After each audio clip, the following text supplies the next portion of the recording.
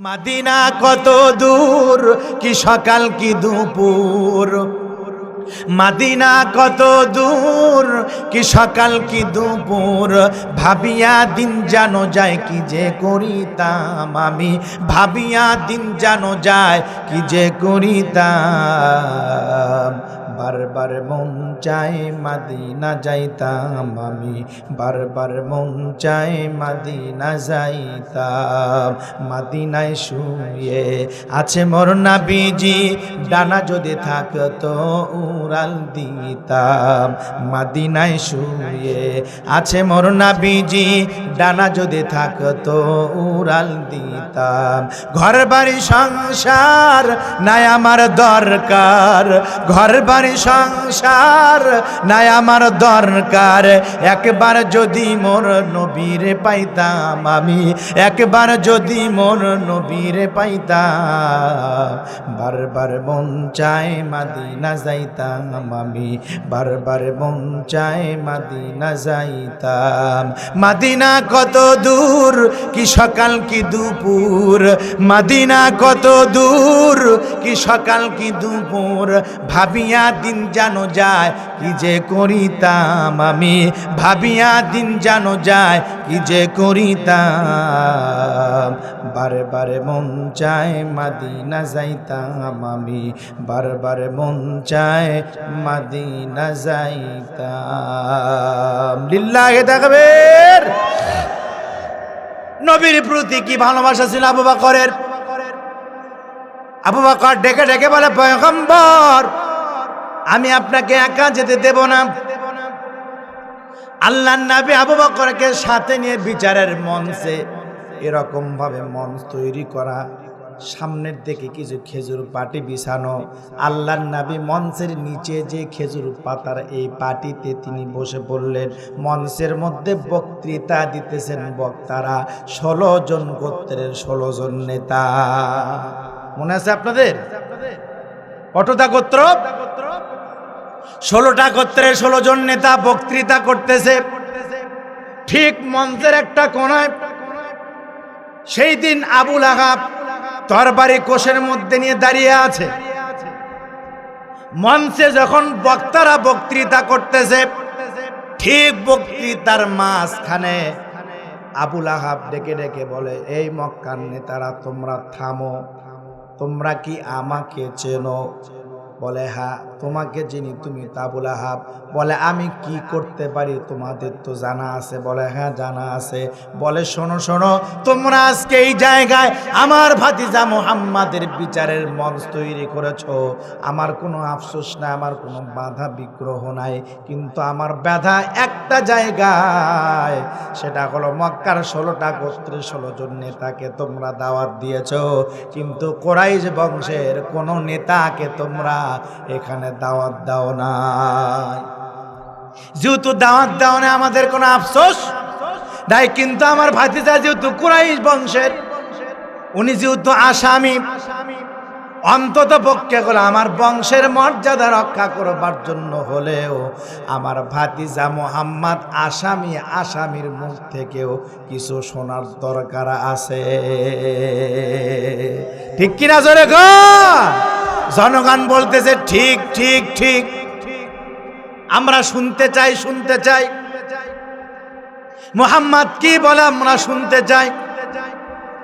আবু জেহেল দেখতেছে অবস্থা খুব বেগতিক, জনগণের ঠেলায় নাকি ভগবান অস্থির।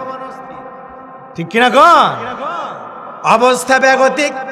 আবু জেহেল এবার জনগণদেরকে ডেকে ডেকে বলে, শোনো তোমরা থামো, এত বিশৃঙ্খলা করো না। এই যে মঞ্চে আমরা 16 জন বক্তা আছে, 16টা গোত্রের 16 জন নেতা, এই নেতাদের বক্তৃতা যখন শেষ হয়ে যাবে, সবার পরে আমরা মুহাম্মাদের মুখ থেকে কিছু শুনবো।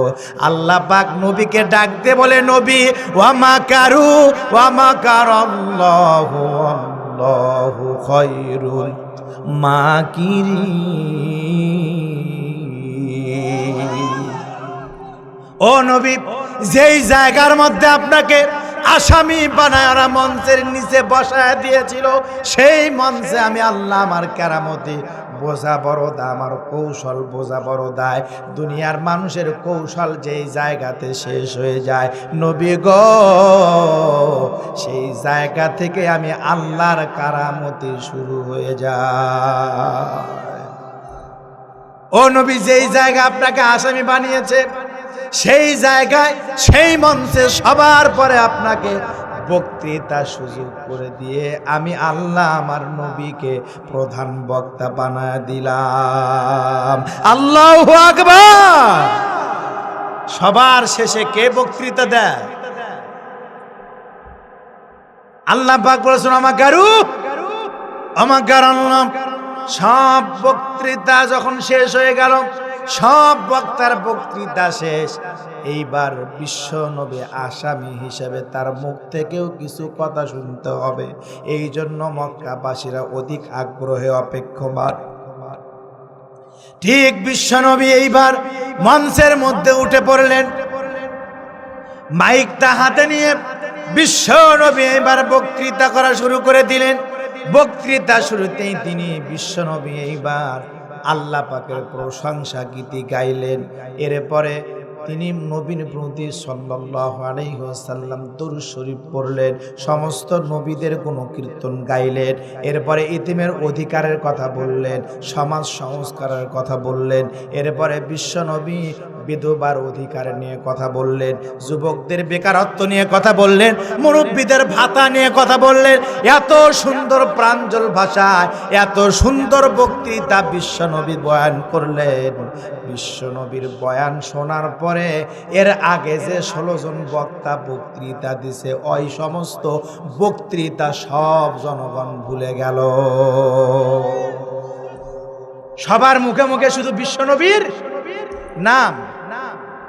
এইবার দেখেন আসল খেলা শুরু হলো। এখন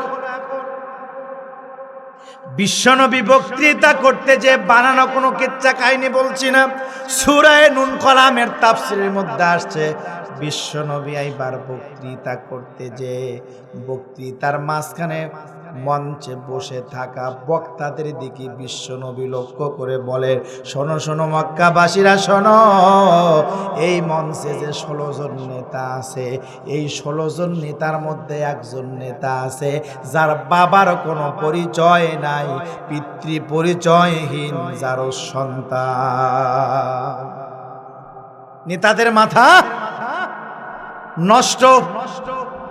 হায় সর্বনাশ, হলোটা কি, করলামটা কি, করতে চাইলাম কি, আর হচ্ছেটা কি? কারণ হলো মক্কার সেই সময়ের আইন ছিল, প্রথা ছিল এমন, যার বাবার কোনো পরিচয় নাই, ওই ব্যক্তিটা মক্কার নেতৃত্বের আসনে বসার যোগ্যতাও রাখে না। একজন আর একজন নেতার দিকে ইতিমের মতো করে তাকায়, আর মনে মনে বলতে চায়, না জানি বিশ্বনবী আমার নামটা বলে দেয়। নেতাদের শরীর ঘামা শুরু হয়ে গেল, মাথা ঘামা শুরু হয়ে গেল, কপাল ঘেমে ঘেমে বেয়ে বেয়ে পড়তেছে ঘাম। আল্লাহর নবী এমন সময় মক্কার এই 16টা গোত্রের 16 জন নেতাকে মঞ্চের মধ্যে দেখে উল্লেখ করে বলতেছেন, শোনো শোনো মক্কাবাসীরা, এই মঞ্চে 16 জন নেতার মধ্যে যারা বাবার পরিচয় নাই, ওই ব্যক্তি, ওই নেতার নাম হলো ওলীদ ইবনে মুগীরা। নামটা কি? জোরে বলেন। ওলীদ ইবনে, ওর দায়িত্ব ছিল কি মনে আছে আপনাদের? দায়িত্ব ছিল কি? আল্লাহর নবীর বিরুদ্ধে অ্যাডভাইজার করবে, অ্যাডভাইস করবে। বিশ্বনবী পাগল, বিশ্বনবী জাদুকর, বিশ্বনবী সাহিত্যিক, বিশ্বনবী কবি, এগুলো বলে বলে বিশ্বনবীকে গালি দিত, ভণ্ড বলতো, চরিত্রহীন বলতো। আমার ভাইয়েরা, দুনিয়াতে যারা আলেমদেরকে সহ্য করতে পারে না, হক কথাকে সহ্য করতে পারে না, কোরআনের আইন যারা মানতে চায় না, তাফসীরে মাহফিল যাদের সহ্য হয় না, বুঝতে হবে ওটাও পিতৃ পরিচয়হীন যার সন্তান। ঠিক কিনা জোরে কর। চ্যানেলটি সাবস্ক্রাইব করে আমাদের সঙ্গেই থাকুন। আসসালামু আলাইকুম ওয়া রাহমাতুল্লাহি ওয়া বারাকাতুহু। إن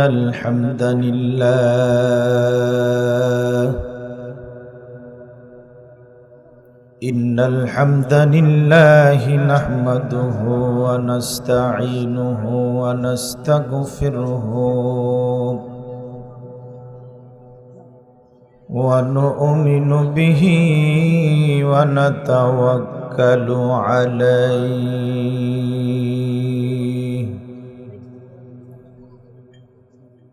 ونعوذ بالله من شرور أنفسنا ومن سيئات أعمالنا من يهد الله فلا مضل له ومن يضلله فلا هادي له نشهد أن لا إله إلا الله وحده لا شريك له ونشهد أن سيدنا وحبيبنا وطبيب قلوبنا وأولانا ومولانا محمدا عبده ورسوله الذي أرسله بالحق بشيرا ونذيرا وداعيا إلى الله بإذنه وسراجا منيرا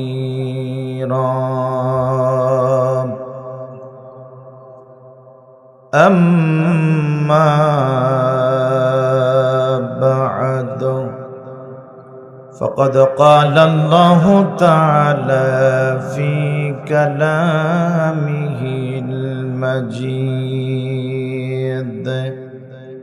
وبرهانه التوحيد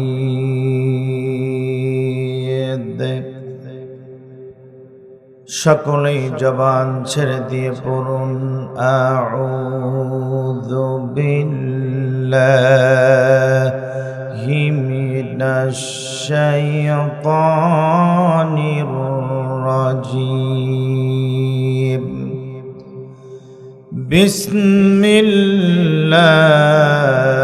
বিসমিল্লাহির রাহমানির রহিম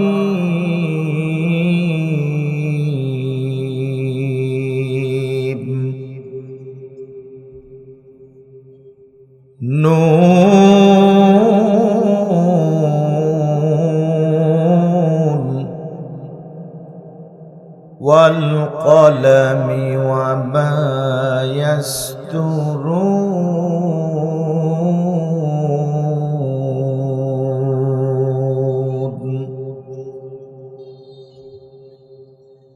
মা আ'তা বিনি'মাতি রাব্বিকা বিমাজনুন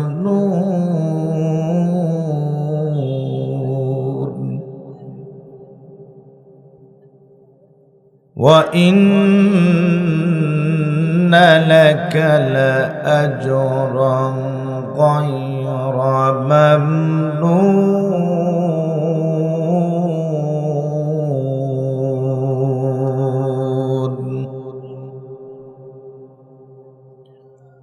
ওয়া ইন্নাকা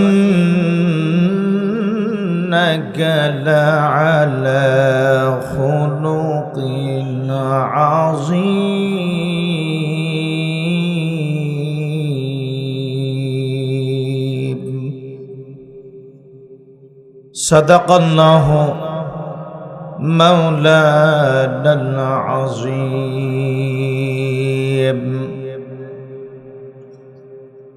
وقال رسول الله صلى الله عليه وسلم: قلب شاكر روس ساجد لسان ذاكر حرم الله عليه النار. أو كما قال النبي عليه الصلاة والسلام. وقال تعالى في شان حبيبه ومحبوبه ومعشوقه مخبرا وآمرا: إن الله وملائكته يصلون على النبي يا أيها الذين آمنوا صلوا عليه وسلموا تسليما. কে বহালো দিবস রাতি,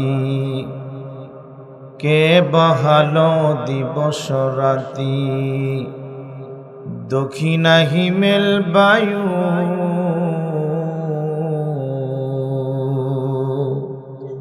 কোথা থেকে পেলি রে তুই তোর জীবনের আয়ু? মাঠের উপর কে বিছায় রে, মাঠের উপর কে বিছায় রে সবুজ শ্যামল ছবি?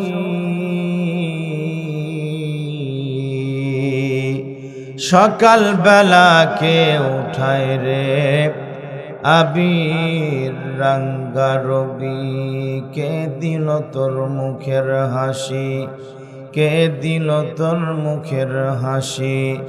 এতই মধুর কথা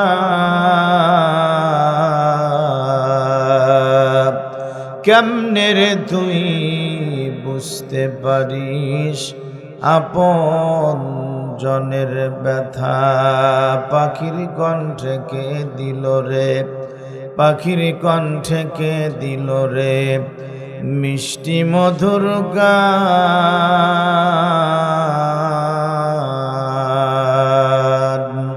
চিন্তা করে দেখো মানুষ, এসব হলো আমার আল্লাহ তাআলার দান। লা ইলাহা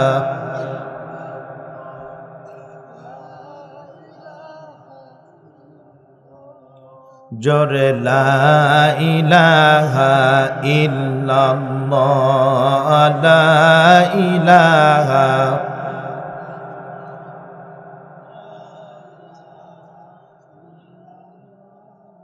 লা ইলাহা ইল্লাল্লাহু মুহাম্মাদুর রাসূলুল্লাহ।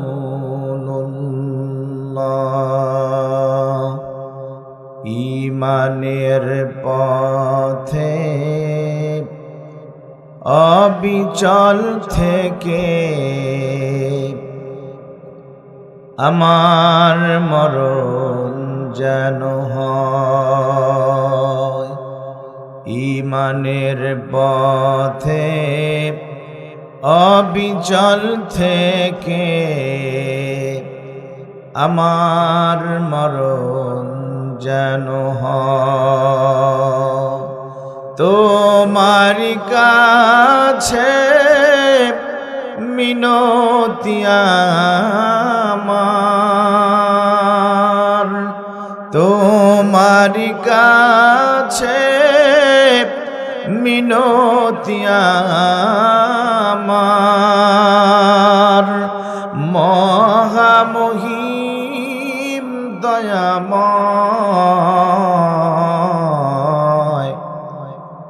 ঈমানের পথে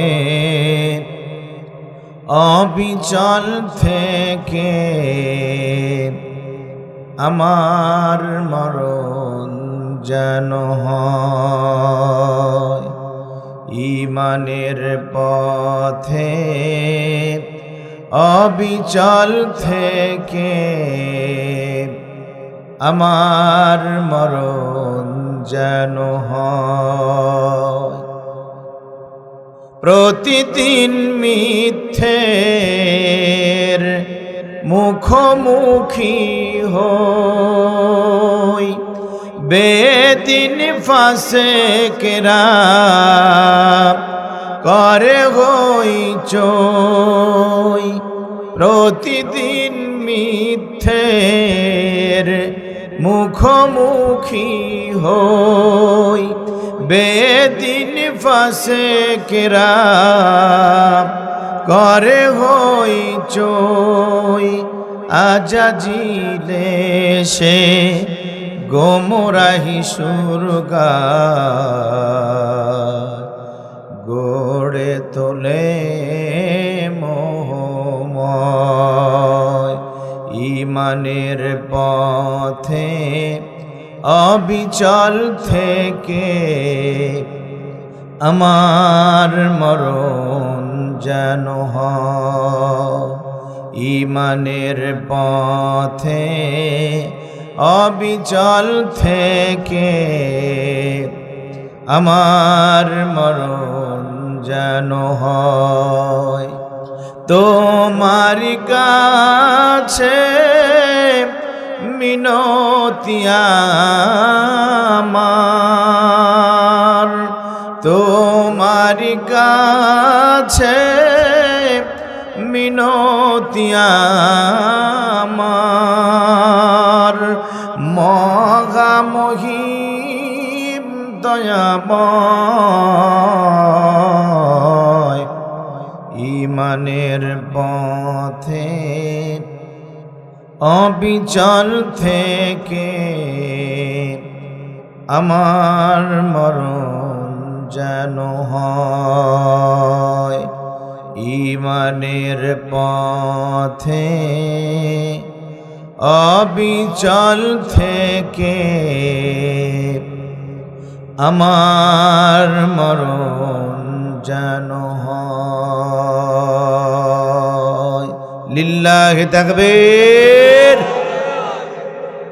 মুআজ্জাজ হাজিরিন, এই পৃথিবীতে আল্লাহ সুবহানাহু ওয়া তাআলা তার বান্দাদেরকে যত নিয়ামত দিয়েছেন, যতগুলি নিয়ামত দিয়েছেন, সমস্ত নিয়ামতের ভিতরে অন্যতম একটি শ্রেষ্ঠ নিয়ামত আল্লাহ পাক আমাদেরকে আল্লাহ পাকের কালাম দিয়েছেন। ঠিক কিনা বলেন?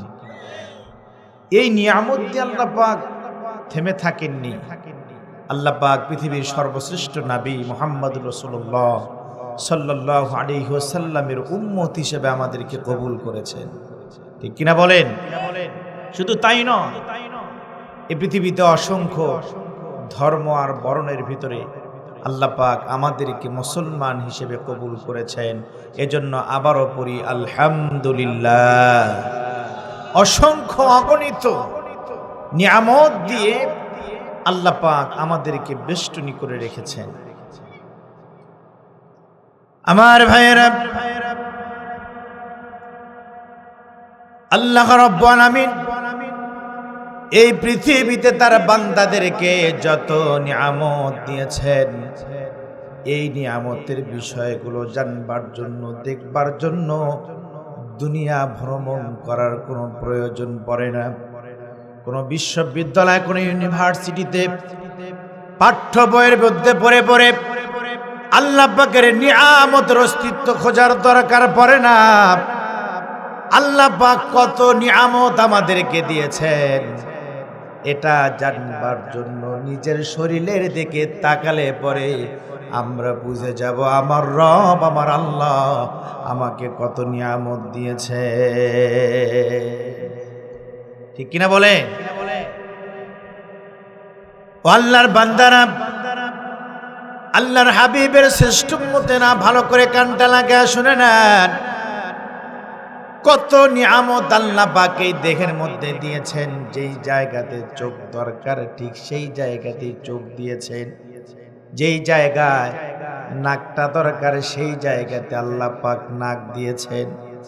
যেই জায়গাতে মুখটা দরকার মুখটা দিয়েছেন। যেই জায়গাতে জিহ্বাটা দরকার সেই জায়গাতে আল্লাহ পাক আমাদেরকে জিহ্বা দিয়েছেন। আবার দাঁতগুলো কত সুন্দর করে সাজিয়েছেন। মাড়ির দাঁতগুলোকে আলাদা করেছেন, সামনের দাঁতগুলোকে আবার আলাদা করেছেন। একটা বার চিন্তা করে দেখেন তো, আমার রব যদি এই জায়গায় নাকটা না দিয়ে যদি পেছনে দিতেন কত না কষ্ট হয়ে যেত আমাদের। খাবারটা মুখে নেওয়ার পর এই খাবারটা ভালো কিনা মন্দ, বাসি কিনা টাটকা, গন্ধ উঠেছে কিনা, খাবারটা খাওয়া যাবে কিনা, বান্দা মুখে দেওয়ার আগেই তার এই নাকটা বলে দেয়, ও বান্দা তোমার এই খাবারটা ভালো না মন্দ, তোমার উপকারে আসবে কিনা। আল্লাহ পাকের দেওয়া নিয়ামত এই নাকটা আমাদেরকে জানিয়ে দেয়। আমার ভাইয়েরা, যদি নাকটা পেছনে থাকতো কত না কষ্ট আমাদের হয়ে যেত। খাবারটাকে ঘুরিয়ে নিয়ে নাকের কাছে যাওয়ার পর সেই খাবারটা খাওয়া লাগতো। ঠিক কিনা বলেন? আল্লাহ পাক কত সুন্দর মানুষের কথা শুনবার জন্য কান দিয়েছেন, চোখ দিয়েছেন। এখানে এমন কোন ব্যক্তি আছেন কি 10 লক্ষ টাকা দেওয়া হবে একটা চোখ আমাকে দেবেন? কেউ দেবেন আমাকে? এত নিয়ামত আল্লাহ পাক দিয়েছেন। নিজের দিকে একটু খেয়াল করেন। আল্লাহ পাক আমাদেরকে জিহ্বাটা দিয়েছেন। একই জিহ্বা দিয়ে আপনি টক বুঝতে পারেন, মিষ্টি বুঝতে পারেন, তিতা বুঝতে পারেন। ঠিক কিনা বলেন? দুনিয়ার যত খাবারের স্বাদ আছে একই প্লেটে নিয়ে যদি খাবার বসে যান, আপনাকে কোন খাবারটার কোন স্বাদ এইটা আল্লাহ পাকের দেওয়া নিয়ামত আপনাকে জিহ্বাটা বলে দেবে। আমার ভাইয়েরা, শুধু কি তাই, এ বিশ্ব ভূমণ্ডলটাকে আল্লাহ পাক কি সুন্দর করে সাজিয়েছেন। এই যে বিশাল বড় আকাশ, এই আকাশের দিকে তাকিয়ে দেখেন কোন ধরনের খুঁটি আছে নাকি? বিশাল আকাশটাকে আল্লাহ পাক খুঁটিবিহীন সাজিয়ে রেখেছেন। আবার আকাশের মধ্যে আল্লাহ পাক সূর্যটা উঠায় দিয়েছেন। বিজ্ঞানীরা বলেছে সূর্যটা যেই জায়গাতে রেখে দেওয়া হয়েছে, এই জায়গা থেকে সূর্যটাকে যদি সামান্য একটু নিচে নেমে দেওয়া হতো, দুনিয়ার মানুষগুলো পুরো অঙ্গার হয়ে যেত, ভস্ম হয়ে যেত, তামায় রূপান্তরিত হয়ে যেত। আবার এই সূর্যটাকে যদি আল্লাহ পাক যেই জায়গাতে আছে এখান থেকে যদি আর একটু উপরে যদি আল্লাহ পাক উঠায় দিতে, দুনিয়ার মানুষগুলো হিমাগারে পরিণত হয়ে যেত, ফ্রিজিং হয়ে যেত, বরফ হয়ে যেত। আল্লাহ পাক এত দয়াবান, আল্লাহ পাক এত মেহেরবান, যেই জায়গাতে সূর্যটা রাখা দরকার আল্লাহ পাক সেখানেই রেখে দিয়েছে। দুনিয়ার বুকে আমরা এই যে বৈদ্যুতিক বাতিগুলো আমরা জ্বালাই, বৈদ্যুতিক ফ্যান আমরা ব্যবহার করি, বিভিন্ন ধরনের আসবাবপত্র আমরা বৈদ্যুতিক লাইন দিয়ে চালাই। রাতের অন্ধকারে দুনিয়ার আলোর মধ্যে দেখবার জন্য আমরা লাইটগুলো বাতিগুলো ব্যবহার করি। মাস যখন শেষ হয়ে যায়, বলেন তো দেখি বিদ্যুতের অফিস থেকে আমাদের নিকট বিল আসে কিনা? কথা মানে আসে কিনা? বিল চলে আসে। কিন্তু জন্মের পর থেকে নিয়ে মৃত্যু পর্যন্ত দুনিয়াতে যতদিন বেঁচে আছেন আল্লাহ পাকের দেওয়া নিয়ামতের সূর্যের তাপ ব্যবহার করছেন। কোনদিন তো আমার রব আমার আল্লাহ আপনাকে এই তাপের জন্য জিবরিল আমিনকে দিয়ে বিল পাঠায় দেয় না। দিয়েছে কি? সন্ধ্যাবেলা যখন সূর্যটা অস্তমিত হয়ে যায়, রাতটাকে সুশোভিত করার জন্য, রাতের সৌন্দর্য বাড়িয়ে দেওয়ার জন্য আল্লাহ পাক এই সূর্যটা দিয়েছেন। একই আকাশে সূর্য ওঠে, একই আকাশে চাঁদ ওঠে। সূর্যের আলো শরীরের মধ্যে লাগলে পরে গাগুলো ঘেমে যায়, অথচ চাঁদের আলো শরীরে লাগলে পরে বৃষ্টি লাগে। ঠিক কিনা বলেন? আল্লাহ পাক বলেন, ও দুনিয়ার মানুষেরা, এত নিয়ামত তোমাদেরকে দিয়েছি, এত বরকত তোমাদেরকে দিয়েছি, এত রহম তোমাদেরকে দিয়েছি, জানো আলাউ আন্না মা ফিল আরদি মিন শাজারাতিন আকলাবু ওয়াল বাহরু ইয়ামুদ্দুহু মিন বা'দি সাব'আতি আবহুরিম মা নাফিদাত কালিমাতুল্লাহ। জোরে পড়েন আল্লাহু আকবার।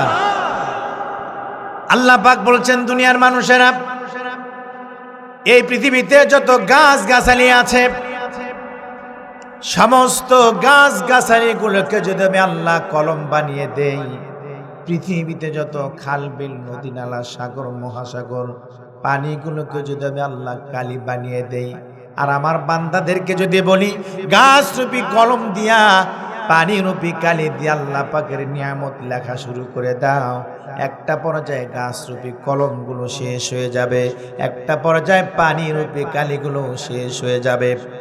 আল্লাহ পাক বলেন, বান্দা, এরপরে আমি আবারও তোমাদেরকে দেব, বারবার শেষ হয়ে যাবে, কিন্তু আল্লাহ পাকের দেওয়া নিয়ামতের শুকরিয়া তোমরা লিখে লিখে শেষ করতে পারবে না।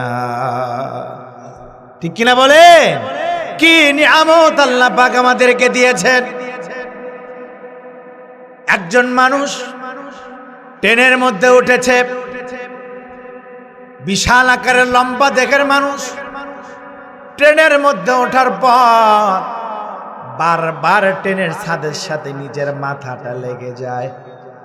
লোকটা চিন্তা করে, আল্লাহ এত লম্বা করে বানিয়েছো, কোনো আফসোস নাই, কিন্তু যদি এই পায়ের মধ্যে স্ক্রু লাগায় দিতা, আমি তাহলে আমার পাটা খুলে ব্যাগের মধ্যে রেখে দিতাম, ট্রেনের মধ্যে আমার জায়গা হয় না। কিছুদিন যাওয়ার পর লোকটা জায়গা পেয়েছে, ট্রেনের মধ্যে বসে পড়েছে, শান্তিতে ঘুমিয়ে গিয়েছে। যখন স্টপেজ চলে আসছে, ঘুম থেকে জাগ্রত হয়ে দেখে তার কাছে যে ব্যাগটা ছিল, ব্যাগটা হারিয়ে গিয়েছে।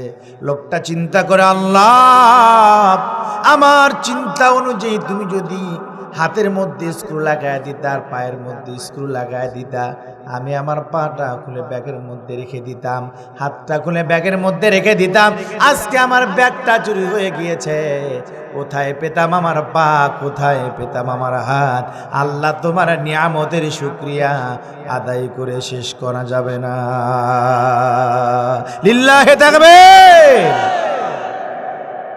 একজন কৃষক মানুষ সকাল থেকে দুপুর পর্যন্ত মাঠের মধ্যে কাজ করে ক্লান্ত হয়ে গিয়েছেন।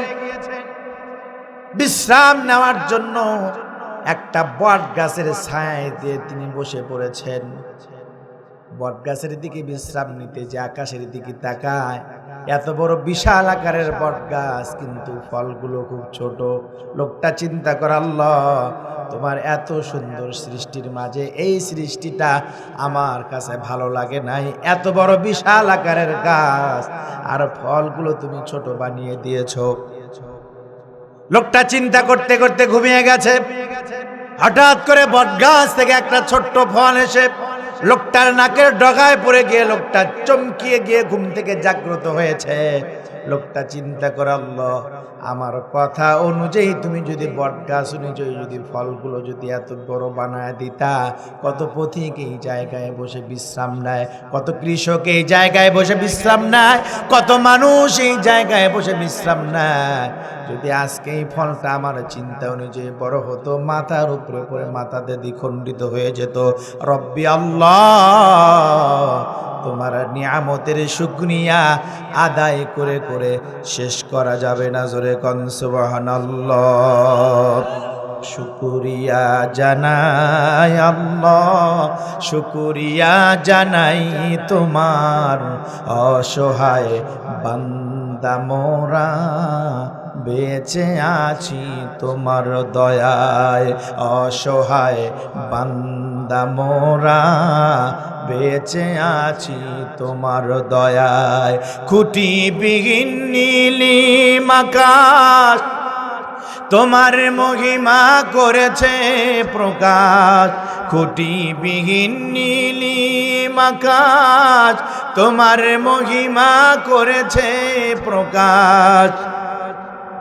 সকাল বিকাল অবিরত শুকরিয়া তোমায় জানাই, শুকরিয়া তোমায় জানাই, শুকরিয়া জানাই আল্লাহ, শুকরিয়া জানাই তোমায়, অসহায় বান্দা মোরা বেঁচে আছি তোমার দয়ায়। কথা বলেন ঠিক কিনা? আমরা বেঁচে আছি কার দয়ায়?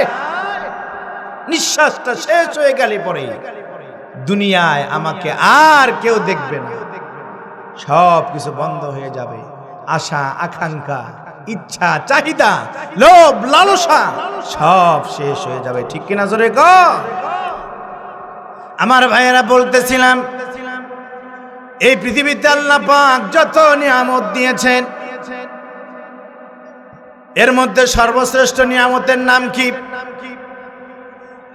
আরো জোরে বলেন। সর্বশ্রেষ্ঠ নিয়ামতের নাম হলো আল্লাহর কোরআনুল কারীম। আমার আল্লাহ পাক জানিয়ে দেন এটা কেমন ধরনের নিয়ামতের কিতাব। আল্লাহ পাক বলছেন, ওয়ানাজ্জালনা আলাইকাল কিতাবা তিবয়ানাল লিকুল্লি শাইইন ওয়া হুদাও ওয়া রাহমাতাও ওয়া বুশরা লিল মুসলিমিন।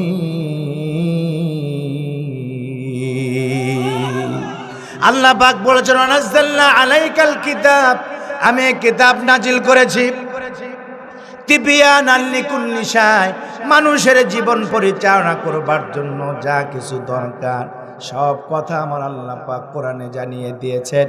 ওয়া হুদাও ওয়া রাহমাতাও ওয়া বুশরা লিল মুসলিমিন। এটা হলো মুসলমানদের জন্য, মুমিনদের জন্য হিদায়াত আর সুসংবাদ। সুসংবাদটাকে সেইটা হলো আল্লাহ পাক বলছেন, কোরআন দিয়ে যারা জীবন গড়বে আল্লাহ পাক বিনা হিসাবে তাদেরকে জান্নাত দিয়ে দেবেন। এ কোরআন যারা অনুসরণ করবে, কোরআনকে যারা মেনে চলবে, ব্যক্তি জীবন, পারিবারিক জীবন, সামাজিক জীবন, রাষ্ট্রীয় জীবন, অর্থনৈতিক জীবন, রাজনৈতিক জীবনে যারা কোরআন মেনে চলবে, আল্লাহ পাক বলেন, ফামান তাবিআ হুদায়া ফালা খাউফুন আলাইহিম ওয়ালা হুম ইয়াহজানুন। আল্লাহু আকবার। আল্লাহ পাক বলেন, ফামান তাবিআ হুদা, এ কোরআনের হেদায়েত যারা গ্রহণ করবে, ফালা খাউফুন, তাদের কোনো ভয় নাই। কিসের ভয় নাই?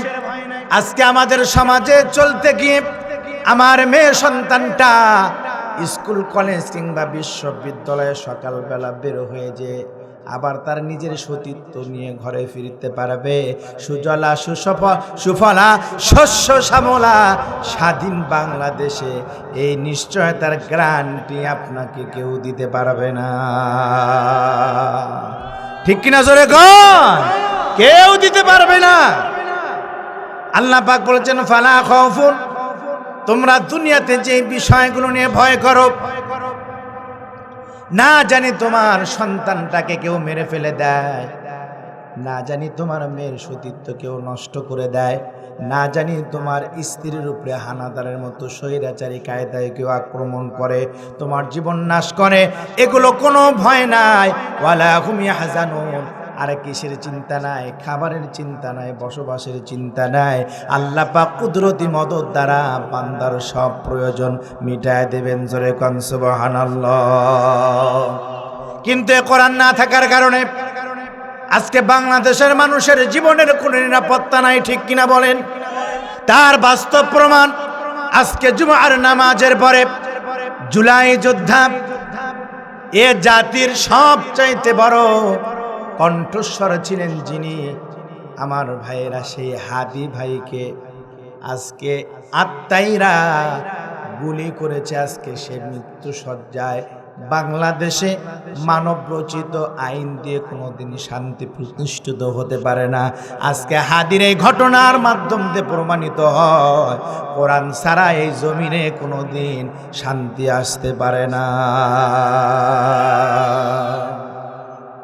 সেই কোরআন থেকে আলোচনা শোনার দরকার আছে না নাই? আরো জোরে বলেন তো, আছে না নাই? আমি কোরআন কারীমের ৬৮তম সূরা, সূরাটির নাম হলো সূরায়ে নুন কলাম। সূরাটির নাম কি? সূরায়ে নুন কলাম। এই সূরায়ে নুন কলামের ১ থেকে ৪ নম্বর আয়াত পর্যন্ত তেলাওয়াত করেছি। রব্বি কারীম যদি কবুল করেন, দয়া করেন, রহম করেন, এই সূরার ৪টি আয়াত সম্পর্কে আপনাদের সামনে সমসাময়িক বিষয়গুলো নিয়ে আলোচনার চেষ্টা করব ইনশাআল্লাহ। এরই পাশাপাশি মা বোনদের জন্য রিজার্ভ পয়েন্টে স্পেশাল ভাবে কিছু আলোচনা করা অত্যন্ত জরুরি দরকার, ঠিক কিনা গণ? কারণ বিগত দিনে ওনারাই ছিলেন সরকার। দস্তার চাইতে সস্তার, বস্তার চাইতে ভারী। তাহলে আমাদের বাংলাদেশের নারী, আমি কি তাদের জন্য কিছু না বলে পারি? বলতেই হবে, ঠিক কিনা বলেন? কারণ বিশ্বনবী বলেছেন, একাকী বিজয় হয়নি কভু, একাকী বিজয় হয়নি কভু, পুরুষের তরবারি শক্তি দিয়েছে, সাহস দিয়েছে শক্তিময়ী নারী। এই পৃথিবীতে আছে যত চিরকল্যাণকর, অর্ধেকে তার করেছে নারী, অর্ধেক তার নর। আমার গাইবান্ধার মুসলমান ভাইয়েরা, ভালো করে কানটা লাগা শুনে নেন। আমার এই বক্তৃতার তিক্ত অভিজ্ঞতা থেকে আপনাদেরকে বলছি, অনেক জায়গায় কোরআনুল কারীমের দাওয়াত নিয়ে যাওয়ার পর মহিলা প্যান্ডেল থেকে আমাদের কাছে চিঠি লিখে পাঠায় দেয়, সাইম ভাই আলোচনা খুব সুন্দর করেছেন, তবে আমাদের একটা অভিযোগ আছে। বলে কি অভিযোগ? বলে আমি হালাল স্ত্রী ঘরে থাকার পরেও আমার স্বামী অন্য জায়গায় তাফালিং মারে, অন্য জায়গায় সময় কাটায়, আমাকে সময় দিতে চায় না। আমার মনের কষ্ট আর দুঃখ বোঝার মতো দুনিয়াতে আর কেউ নাই। মেঘের বাণী করে মাহফিল শেষ করে যাওয়ার পথে আমাকে একটা তাবিজ দিয়ে যাবেন। কি দিয়ে যাবেন? জোরে বলেন। মহিলারা কিন্তু তাবিজের খুব ভক্ত, ঠিক কিনা গো? এইদিকে আছে নাকি? চট্টগ্রামে দেখা যায়, কুমিল্লা, ব্রাহ্মণবাড়িয়া, সিলেট অঞ্চলে দেখা যায় মহিলারা তাবিজের খুব ভক্ত। জিজ্ঞেস করা হয়, বোন তাবিজটা দিয়ে কি করবেন? বলে তাবিজটা 1 গ্লাস পানির মধ্যে রাতের বেলা ভিজায় রাখবো, পরের দিন সকালবেলা তাবিজ ধোয়া পানিটা আমার স্বামীরে খাওয়ায় দেব। আল্লাহ পাক যদি কবুল করেন, এই পানির বরকতে আমার স্বামীর চরিত্রটা ভালো হয়ে যাবে। ও আল্লাহর বান্দারা, আল্লাহর হাবিবের শ্রেষ্ঠ উম্মতেরা, আপনাদের কাছে প্রশ্ন রাখতে চাই, মহিলার যে সমস্যা, এই সমস্যা তাবিজ দিয়ে যাবে নাকি? কিসের দরকার? আল্লাহর কোরআনুল কারীমের প্রয়োজন, ঠিক কিনা বলে? আর নবীর আদর্শ। মাদিনাওয়ালা নবী বলেছেন, এই দুনিয়াতে মহিলারা যদি 4টা আমল করে, কয়টা আমল? স্পেশালি 4টা আমল আছে। এই 4টা আমল যদি মহিলারা করতে পারে, স্বামী কোনোদিন হাতছাড়া হবে না, অন্য জায়গায় তাফালিং মারবে না, অন্য জায়গায় সময় কাটাবে না। কথা বুঝে থাকলে বলেন তো, আমল করতে হবে কয়টা? বিবিদেরকে মারবেন না, স্ত্রীদেরকে মারা হারাম, তবে কিছু কিছু কারণে না মানলেও কিন্তু চলবে না, ঠিক কিনা জোরে কর? 4 একটা কারণে স্ত্রীকে মারতে পারবেন, তাহলে 4 আর 4 কত হলো? আর স্ত্রী শৈলে মারতে যে পয়গম্বর বলেছেন স্ত্রীর মাথা থেকে নিয়ে পা পর্যন্ত 4টা স্পেশাল জায়গা আছে, যেই জায়গাগুলোতে মারা যাবে না।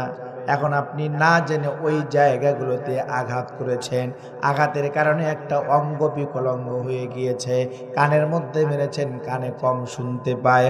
আল্লাহি, আল্লাহর কসম করে বলি, আপনি হাজী হন, গাজী হন, মুহাদ্দিস হন, আর যত বড় মুফাসসির হন না কেন, কিয়ামতের দিন স্ত্রীর এই নষ্ট অঙ্গের দাম না দেওয়া পর্যন্ত আল্লাহর জান্নাতের ফয়সালা হবে না।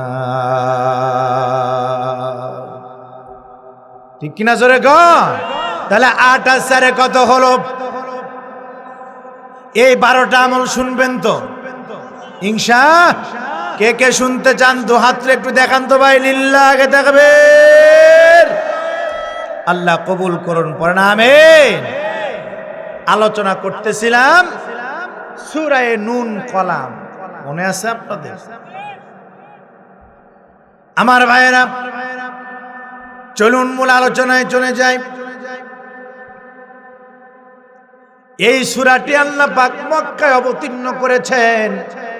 সূরাটির নাজিলের প্রেক্ষাপট বর্ণনা করতে যে মুফাসসিরগণ বলেছেন, আল্লাহর নবী যখন কালেমার দাওয়াত যখন দিচ্ছেন মক্কার অলিতে গলিতে, কাফের বেঈমান মুশরিকরা যখন নির্যাতনের স্টিম রোলার যখন সাহাবা আজমাইনদের উপরে তৈরি করতেছিল, নির্যাতন তৈরি করতেছিল, সাহাবা আজমাইনদের উপরে নির্যাতনের ঘনীভূত যখন হচ্ছিল, ঠিক এমন সময় আল্লাহ রাব্বুল আলামিন সূরা নুন কলাম নাজিল করে দিয়েছেন।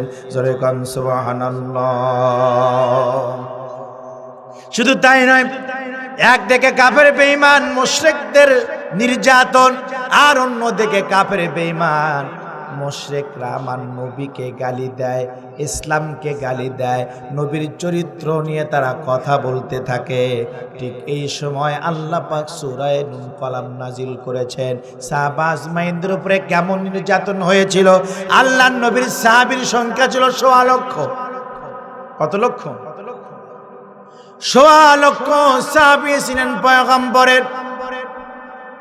এই ১৬ লক্ষ সাহাবীর মধ্যে সবচাইতে যিনি নির্যাতিত হয়েছেন, আল্লাহর নবীকে ভালোবাসার কারণে, ইসলাম কবুল করার কারণে, দিন মানার কারণে সবচাইতে বেশি যেই সাহাবী নির্যাতিত হয়েছিলেন, হাদিসের মধ্যে এসেছে এই সাহাবীর নাম হলো হযরত বেলাল।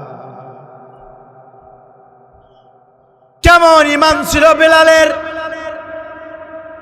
একজন হাবশী গোলাম, শুধুমাত্র কেবলমাত্র ইসলাম কবুল করার কারণে এমন নির্যাতিত করা হয়েছিল বেলালকে। কত রাত বেলালের চলে গিয়েছে নির্ঘুম, কতদিন না খেয়ে কেটে গিয়েছে, কতদিন যে বেলাল মরুভূমির উত্তপ্ত বালুর মধ্যে শুয়ে রাখা হয়েছে, পিঠের মধ্যে ফোসকা পড়ে গিয়েছে, পচন ধরেছে, শরীর থেকে চামড়াগুলো খুলে গিয়েছে, কোমরের মধ্যে রশি লাগিয়ে দিয়ে উটের পেছনে বেঁধে দেওয়া হয়েছে। মরুভূমির বিভিন্ন উপত্যকা রাস্তাঘাট ঘুরিয়ে ফিরিয়ে এসে বেলালকে যখন মক্কার কাবা শরীফের চত্বরে যখন বেলালকে রেখে দেওয়া হয়েছে, বেলাল কথা বলতে পারে না, বুকের উপরে পাথর চেপে দেওয়া হয়েছে, পা এসে বুকের মধ্যে চেপে ধরে আমার ভাইয়েরা কাফের বেঈমান মুশরিকরা ডেকে ডেকে বলে, বেলাল এখনো সময় আছে, তুমি তোমার ধর্ম ছেড়ে দাও। বেলাল কোনো কথা বলতে পারে না, শাহাদাত আঙ্গুলিটা আকাশের দিকে তাকিয়ে দিয়ে দুনিয়ার মানুষদেরকে জানান দিয়ে দেয়, বেলাল জীবন দেবে, এরপরেও ঈমান ছেড়ে দেবে না। দাও খোদা দাও আমায় আবার উমর দারাজ দিল, দাও খোদা দাও আমায় আবার উমর দারাজ দিল। দাও আলীর মতো বীর সেনানী, আলীর মতো বীর সেনানী, জাগাতে নিখিল। দাও খোদা দাও আমায় আবার, উমর দারাজ দিল। দাও খোদা দাও আমায় আবার, উমর দারাজ দিল। কথা বলেন ঠিক কিনা আমার ভাইয়েরা? ইসলামের যখন প্রাথমিক সময় বিশ্বনবী কালেমার দাওয়াত দিতেছেন, বিশ্বনবী যেন কালেমার দাওয়াত মানুষের সামনে প্রচার করতে না পারে, মক্কার মানুষদেরকে যেন কোরআনুল কারীম শোনাতে না পারে, এই জন্য আবু জেহেল, উতবা সাহেবা বিভিন্ন গোত্রের যুবকদেরকে ডাকলেন, ডেকে ডেকে তাদেরকে বললেন, ও মক্কার যুবকেরা শোনো, আগামী দিন তোমরা মক্কার নেতৃত্ব দিয়ে দেবে, আমাদের পরে নেতৃত্বের মসনদে তোমরা বসে যাবে, যেভাবেই হোক মুহাম্মাদের ধর্ম প্রচার করতে দেওয়া যাবে না।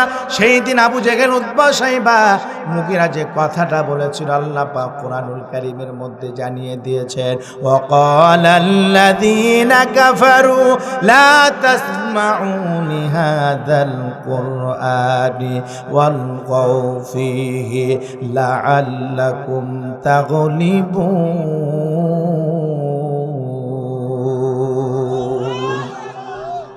একটু ধৈর্য ধরে বসেন, কি মজার আলোচনা আসতেছে, ধৈর্য হারা হবেন না। আল্লাহর কোরআনুল কারীমের সূরা নুন কলামের তাফসীর, কি মজার তাফসীর! আল্লাহ পাক কাফির বেঈমানদের চরিত্রকে স্পষ্টভাবে তুলে ধরেছেন। আবু জেহেল, উতবা সাহেবা, মুগীরা মক্কার যুবকদেরকে ডেকে ডেকে বলল, যেই জায়গায় কোরআন প্রচার হবে সেই জায়গাতেই যে তোমরা বাধাগ্রস্ত করবে, সেখানেই তোমরা বাধাগ্রস্ত করবে। আমার ভাইয়েরা, কাফের বেঈমান মুশরিকদের এজেন্ডা বাস্তবায়ন করা শুরু করে দিল। কিন্তু রাতের বেলা যখন হয়ে যায়, আবু জেহেল আর বিছানায় পিঠে রাখতে পারে না। গভীর রাত যখন হয়ে যায়, ঘুম থেকে জাগ্রত হয়ে নিজে চলে যায় মুহাম্মদ যেই জায়গায় কোরআনুল কারীমের তেলাওয়াত করে। আমার ভাইয়েরা, আমার দেশের অনেক মুফাসসিরগণ এই কথা বলতে যে বলে আবু জেহেল, উতবা সাহেবা, মুগীরা না, তাফসিরের মধ্যে তিনজন কাফেরের নাম আসছে। জোরে বলেন তো কয়জন? তিনজন কাফেরের নাম আসছে। একজন হলো আবু জেহেল, আর একজন হলো আখনাস ইবনে শুরাইব, আখনাস ইবনে শুরাইব, আর একজন হলো কাব বিন আশরাফ। এই তিনজন কাফের বিশ্বনবীর কালাম শুনবার জন্য গভীর রাত্রিতে যে আল্লাহর নবীর রুমের পাশে যে তারা দাঁড়িয়ে যায়, সারাটা রাত কোরআনুল কারীম তেলাওয়াত শুনে সুবে সাদেক হয়ে যায়। হাদিসের মধ্যে আসছে, কিতাবের মধ্যে আসছে, যতক্ষণ পর্যন্ত তারা আল্লাহর কালাম শুনতেছিল, এক মুহূর্তের জন্য তারা দাঁড়িয়ে থেকে বসার সময় পায় না। আল্লাহু আকবার। সকালবেলা যখন হয়ে যায়, তিনজনের সঙ্গে তিনজনের সাক্ষাৎ। জিজ্ঞেস করা, আবু জেহেল কোথায় গিয়েছিলে? বলে, আমি গিয়েছিলাম মুহাম্মাদের কালাম শুনবার জন্য। তুমি কোথায় গিয়েছিলে? বলে, আমিও তো গিয়েছিলাম। এই তিনজন নিজেরা সিদ্ধান্ত নেয়, এভাবে আর চলতে দেওয়া যায় না, চলতে দেওয়া যাবে না। এখনই সিদ্ধান্ত নিতে হবে, মুহাম্মাদের বিচার আমাদেরকে করতে হবে। কিন্তু বিচার যে আমরা করব, এই বিচার করার জন্য নির্দিষ্ট একটা অভিযোগ দরকার। ঠিক কিনা বলেন? এই অভিযোগ কিভাবে তৈরি করা যায়? বলে, অভিযোগ তৈরি করার জন্য মক্কার মানুষদেরকে আগে আমাদের হাতে নিতে হবে, যেন তারা মুহাম্মদকে অবিশ্বাস শুরু করে দেয়, বিশ্বাস না করে, মুহাম্মাদের কথা যেন তারা শুনতে না পারে। এই সিদ্ধান্ত নিয়ে মক্কার ভিতরে কাফেরদের ভিতরে অন্যতম একজন কাফের, হাদিসের মধ্যে আসছে, এই কাফেরটার নাম হলো ওলীদ ইবনে মুগীরা। নাম কি? ওলীদ ইবনে মুগীরার কাছে আবু জেহেল, উতবা সাহেবা, আবু সুফিয়ান এরা চলে গেল। যে ওলীদ ইবনে মুগীরাকে ডেকে বলে, ও ওলীদ ইবনে মুগীরা, তুমি কি মক্কার ক্ষমতার মসনদে বসতে চাও? তুমি কি মক্কার মানুষদেরকে নেতৃত্ব দিতে চাও? ওলীদ ইবনে মুগীরা বলে, নেতৃত্ব দিতে চাই মানে এই জন্য আমি তো রোজা রাখতেছি,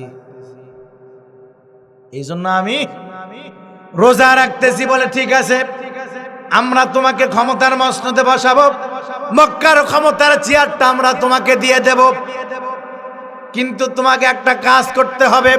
বলে কি কাজ? বলে তোমাকে অ্যাডভাইজার হতে হবে। সেই অ্যাডভাইজারটা হলো মক্কার অলিতে গলিতে যেখানে মানুষদেরকে পাবে সেই জায়গাতে যে মানুষদেরকে বলবে মোহাম্মদ একটা ভণ্ড, মোহাম্মদ একটা পাগল, মোহাম্মদ একটা জাদুকর, মোহাম্মদ একটা সাহিত্যিক, মোহাম্মদের কথা কেউ বিশ্বাস করা যাবে না। এই কথাগুলো তুমি যদি মক্কার মানুষদেরকে বলে বলে মোহাম্মদের প্রতি যদি খেপায়া দিতে পারো, ঠিক এই সময় আমরা মোহাম্মদের বিচার শুরু করে দেব। আমার ভাইয়েরা, ওলীদ ইবনে মুগীরা বলে এটা কোনো ব্যাপার না, এই ব্যাপারে আমি তো ডিগ্রি নিয়ে আসছি, আমি তো চ্যাম্পিয়ন, আমি তো চ্যাম্পিয়ন। শুরু হয়ে গেল অ্যাডভাইজারের কাজ।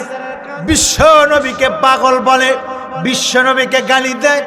এই গালি আর পাগল বলার প্রেক্ষিতে আল্লাহ পাক কোরআনুল কারীমের আয়াত নাজিল করে দিলেন, নুন ওয়াল কলামি ওয়া মা ইয়াসতুরুন মা আতা বিনি'মাতি রাব্বিকা বিমাজনুন। ও নবী, যারা আপনাকে পাগল বলে আপনি তো পাগল নন, যারা আপনাকে পাগল বলে আরাই পাগল। আমার ভাইয়েরা, মক্কার কিছু কিছু লোক এগুলো যখন বিশ্বাস করা শুরু করে দিল, ঠিক এই সুযোগটা নিয়ে আবু জেহেল, উতবা, সাইবা, মুগীরা আমার নবীর নামে বিচারের মঞ্চ তারা তৈরি করলো। এই বিচারের মঞ্চ তৈরি করতে যে তারা মক্কার 16টা গোত্রের 16 জন নেতাকে দাওয়াত দিয়েছিল, কিন্তু দুঃখের বিষয় সেই দিন তারা কুরাইশ বংশের কোনো নেতাকে সেই বিচারের মঞ্চে দাওয়াত দেয় নাই। বিচারের মঞ্চ তৈরি করা হলো। এইবার বিশ্ব নবী বিচারের মঞ্চে তার বিচার করবার জন্য তাকে খবর দেওয়া হলো। বিশ্ব নবী বাড়ি থেকে বের হয়ে যায়। নবীকে শর্ত দেওয়া হয়েছে, নবী আপনি একা আসবেন, সাথে কোনো সাথী থাকা যাবে না। কিন্তু আল্লাহর নবীর একান্ত কাছের সাহাবী আবু বকর নবীকে ডেকে বলছে, পয়গম্বর, কাফের বেঈমান মুশরিকরা আপনাকে শেষ করে দিতে পারে, আপনাকে লাঞ্ছিত করতে পারে, আঘাত করতে পারে। নবী গো, আমি আবু বকর বেঁচে থাকা অবস্থায় এটা সহ্য করতে পারবো না। কাফের বেঈমান মুশরিকরা যেই বলুক না কেন, আমি নবী আপনাকে একা আমি ছেড়ে দিতে পারি না। কি ভালোবাসা ছিল আবু বকরের, নবীর প্রতি কি মায়া, নবীর প্রতি কি ভালোবাসা। আল্লাহর নবী আবু বকরকে ডেকে বলে, আবু বকর, কোনো একদিন এমন সময় আসতে পারে যেই দিন আমাদেরকে মক্কা ছেড়ে চলে যেতে হবে। আবু বকর, যেদিন মক্কা ছেড়ে মদিনায় চলে যাব, আমার হিজরতের সাথী হবে তুমি। আল্লাহর নবী যেদিন হিজরতের যাওয়ার সময় চলে আসলো, আবু বকরের ঘরের কাছে যে বিশ্ব নবী দরজার মধ্যে করা নাড়ে, দরজা সাথে সাথে খুলে যায়। নবী যে আবু বকরকে জিজ্ঞেস করে, আবু বকর, তুমি কি রাতের বেলা ঘুমাও নাই? আবু বকর ডেকে ডেকে বলে, পয়গম্বর, যেই দিন আপনি বলেছিলেন আমাকে নিয়ে হিজরত করবেন, আপনি বলেছিলেন আমাকে নিয়ে হিজরত করবেন, কিন্তু বলেন নাই কোন দিন আমাকে নিয়ে হিজরত করবেন। আমার জিজ্ঞেস করার সাহসটা পর্যন্ত নবী হয় নাই। সেই দিন থেকে নিয়ে আজ পর্যন্ত নবী আমি এই দরজায় পিঠ লাগিয়ে লাগিয়ে ঘুমাই আপনার অপেক্ষায়। জোরে কোন সুবহানাল্লাহ। মদিনা কত দূর, কি সকাল কি দুপুর, মাদিনা কত দূর, কি সকাল কি দুপুর, ভাবিয়া দিন জানো যায় কি যে করিতাম আমি, ভাবিয়া দিন জানো যায় কি যে করিতাম। বারবার মন চায় মাদিনা যাইতাম আমি, বারবার মন চায় মাদিনা যাইতাম। মাদিনায় শুয়ে আছে মোর নবীজি, ডানা যদি থাকতো উড়াল দিতাম। মাদিনায় শুয়ে আছে মোর নবীজি, ডানা যদি থাকতো উড়াল দিতাম। ঘর বাড়ি সংসার নাই আমার দরকার, ঘর বাড়ি সংসার নাই আমার দরকার, একবার যদি মোর নবীরে পাইতাম আমি, একবার যদি মোর নবীরে পাইতাম। বারবার মন চায় মাদিনা যাইতাম আমি, বারবার মন চায় মাদিনা যাইতাম।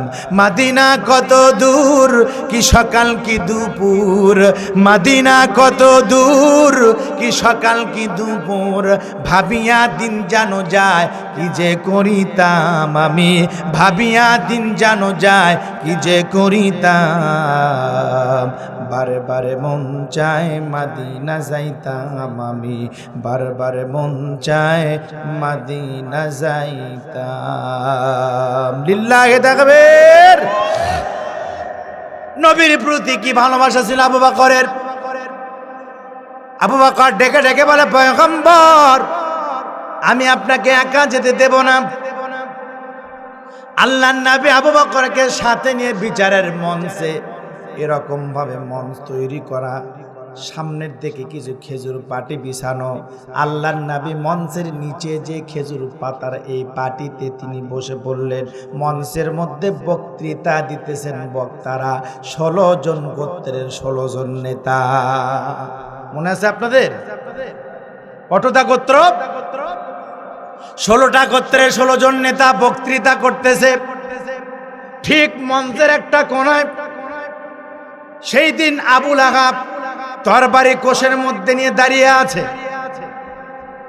মঞ্চে যখন বক্তারা বক্তৃতা করতেছে, ঠিক বক্তৃতার মাঝখানে আবু লাহাব ডেকে ডেকে বলে, এই মক্কার নেতারা তোমরা থামো, তোমরা কি আমাকে চেনো?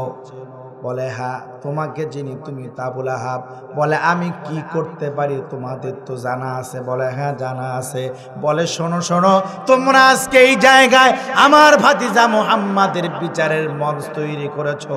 আমার কোনো আফসোস নাই, আমার কোনো বাধা বিগ্রহ নাই, কিন্তু আমার বাধা একটা জায়গায়, সেটা হলো মক্কার 16টা গোত্রের 16 জন নেতাকে তোমরা দাওয়াত দিয়েছো, কিন্তু কুরাইশ বংশের কোনো নেতাকে তোমরা এখানে দাওয়াত দাও নাই।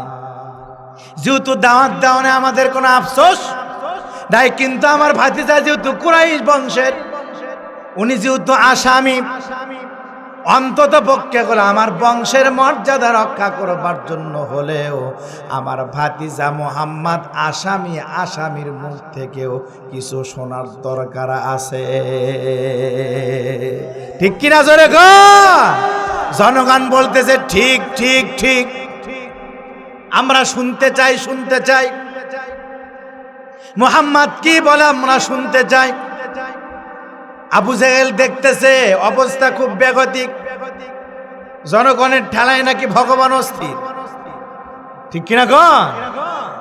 অবস্থা বেগতিক। আবু জেহেল এবার জনগণদেরকে ডেকে ডেকে বলে, শোনো তোমরা থামো, এত বিশৃঙ্খলা করো না। এই যে মঞ্চে আমরা 16 জন বক্তা আছে, 16টা গোত্রের 16 জন নেতা, এই নেতাদের বক্তৃতা যখন শেষ হয়ে যাবে, সবার পরে আমরা মুহাম্মাদের মুখ থেকে কিছু শুনবো। আল্লাহ পাক নবীকে ডাক দিয়ে বলে, নবী ওয়া মাকারু ওয়া মাকারাল্লাহু আল্লাহু খায়রুল মাকিরিন।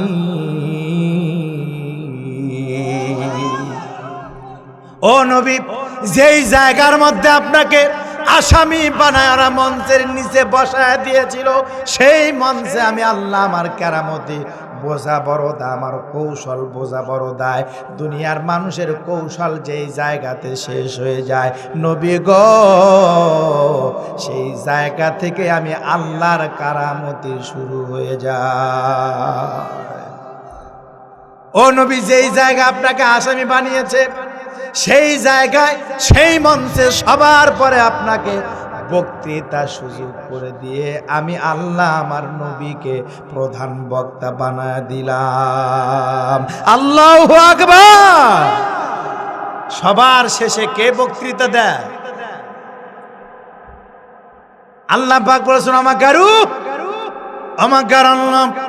সব বক্তৃতা যখন শেষ হয়ে গেল, সব বক্তার বক্তৃতা শেষ, এইবার বিশ্ব নবী আসামি হিসেবে তার মুখ থেকেও কিছু কথা শুনতে হবে। এই জন্য মক্কাবাসীরা অধিক আগ্রহে অপেক্ষমান। ঠিক বিশ্ব নবী এইবার মঞ্চের মধ্যে উঠে পড়লেন, মাইকটা হাতে নিয়ে বিশ্ব নবী এবার বক্তৃতা করা শুরু করে দিলেন। বক্তৃতা শুরুতেই তিনি বিশ্ব নবী এইবার আল্লাহ পাকের প্রশংসা গীতি গাইলেন। এরপরে তিনি নবীর প্রতি সাল্লাল্লাহু আলাইহি ওয়াসাল্লাম দরুদ শরীফ পড়লেন, সমস্ত নবীদের গুণকীর্তন গাইলেন। এরপরে ইতিমের অধিকারের কথা বললেন, সমাজ সংস্কারের কথা বললেন। এরপরে বিশ্ব নবী বিধবার অধিকার নিয়ে কথা বললেন, যুবকদের বেকারত্ব নিয়ে কথা বললেন, মুরব্বীদের ভাতা নিয়ে কথা বললেন। এত সুন্দর প্রাঞ্জল ভাষায় এত সুন্দর বক্তৃতা বিশ্ব নবী বয়ান করলেন। বিশ্ব নবীর বয়ান শোনার পরে এর আগে যে 16 জন বক্তা বক্তৃতা দিছে, ওই সমস্ত বক্তৃতা সব জনগণ ভুলে গেল। সবার মুখে মুখে শুধু বিশ্ব নবীর নাম। এইবার দেখেন আসল খেলা শুরু হলো। এখন বিশ্বনবী বক্তৃতা করতে যে বানানো কোনো কিচ্ছা কাহিনী বলছি না, সূরা নূন কলামের তাফসীরের মধ্যে আসছে বিশ্বনবী এইবার বক্তৃতা করতে যে বক্তৃতার মাঝখানে মঞ্চে বসে থাকা বক্তাদের দিকে বিশ্বনবী লক্ষ্য করে বলেন, শোনো শোনো মক্কাবাসীরা শোনো, এই মঞ্চে যে 16 জন নেতা আছে, এই 16 জন নেতার মধ্যে একজন নেতা আছে যার বাবার কোনো পরিচয় নাই, পিতৃ পরিচয়হীন, যার সন্তান। নেতাদের মাথা নষ্ট। হায় সর্বনাশ, হলোটা কি, করলামটা কি, করতে চাইলাম কি, আর হচ্ছেটা কি? কারণ হলো মক্কার সেই সময়ের আইন ছিল, প্রথা ছিল এমন, যার বাবার কোনো পরিচয় নাই, ওই ব্যক্তিটা মক্কার নেতৃত্বের আসনে বসার যোগ্যতাও রাখে না। একজন আর একজন নেতার দিকে ইতিমের মতো করে তাকায়, আর মনে মনে বলতে চায়, না জানি বিশ্বনবী আমার নামটা বলে দেয়। নেতাদের শরীর ঘামা শুরু হয়ে গেল, মাথা ঘামা শুরু হয়ে গেল, কপাল ঘেমে ঘেমে বেয়ে বেয়ে পড়তেছে ঘাম। আল্লাহর নবী এমন সময় মক্কার এই 16টা গোত্রের 16 জন নেতাকে মঞ্চের মধ্যে দেখে উল্লেখ করে বলতেছেন, শোনো শোনো মক্কাবাসীরা, এই মঞ্চে 16 জন নেতার মধ্যে যারা বাবার পরিচয় নাই, ওই ব্যক্তি, ওই নেতার নাম হলো ওলীদ ইবনে মুগীরা। নামটা কি জোরে বলেন? ওলীদ ইবনে। ওর দায়িত্ব ছিল কি মনে আছে আপনাদের? দায়িত্ব ছিল কি? আল্লাহর নবীর বিরুদ্ধে অ্যাডভাইজার করবে, অ্যাডভাইস করবে। বিশ্বনবী পাগল, বিশ্বনবী জাদুকর, বিশ্বনবী সাহিত্যিক, বিশ্বনবী কবি, এগুলো বলে বলে বিশ্বনবীকে গালি দিত, ভণ্ড বলতো, চরিত্রহীন বলতো। আমার ভাইয়েরা, দুনিয়াতে যারা আলেমদেরকে সহ্য করতে পারে না, হক কথাকে সহ্য করতে পারে না, কোরআনের আইন যারা মানতে চায় না, তাফসীরে মাহফিল যাদের সহ্য হয় না, বুঝতে হবে ওটাও পিতৃ পরিচয়হীন যার সন্তান। ঠিক কিনা জোরে কর? যারা আল্লাহর কোরআন মানতে চায় না, দিন মানতে চায় না, ইসলাম যাদের ভালো লাগে না, আলেমদেরকে দেখলে বড় চুলকানি, মনে বড় জ্বালা রে। পাঞ্জাবিওয়ালা আছে না? না, হুজুর দেখলে পরে শরীরের মধ্যে জ্বালাপালা শুরু হয়ে যায়, ঠিক কিনা বলে? সোজা তো একদিন হবে, কিন্তু সেই সোজাটা যদি মরার আগে হয়ে যান, দুনিয়াতেও শান্তি, আখিরাতেও। ব্যাঙের সাথে সাপের বন্ধুত্ব, খুব গভীর বন্ধুত্ব। ব্যাঙ সাপকে ডেকে বলে, বন্ধু তুমি এই যে আঁকা বাঁকা চলো, এটা আমার ভালো লাগে না, একটু সোজা হয়ে চলতে পারো না? বলে, না আমি তো পারি না। বলে, তুমি চাইলেই পাবে। হঠাৎ করে একদিন কৃষক মাঠে কাজ করতেছে, এমন সময়ে সাপকে দেখে হালুয়া পেন্টি দিয়ে একবারে পিঠে সোজা করে দিছে। সোজা করে দিয়া রাস্তার মাঝখানের মধ্যে আরে শোয়া রাখছে। এইবার ব্যাগ লাফাইতে লাফাইতে সে সাপের কানে কানে বলে, বন্ধু কতদিন বলেছিলাম যে সোজা হয়ে চলো, সোজা হয়ে চলো, সোজা হয়ে চলতে পারো না, আজকে তুমি ঠিকই সোজা হয়ে গেছো, কিন্তু সেই সোজাটা দুনিয়ায় বেঁচে থাকতে হও নাই, হয়েছে হলো মরার পরে একদিন আমরাও সোজা হয়ে যাব। চকলেটের মতো করে পেঁচায় আমাদেরকে কবরের দিকে নিয়ে যাবে। ওই সোজা হওয়ার আগে যদি দুনিয়াতে সোজা হয়ে যান, আল্লাহ পাক বরকত দিয়ে আপনার জীবনটাকে পরিপূর্ণ করে দেবে।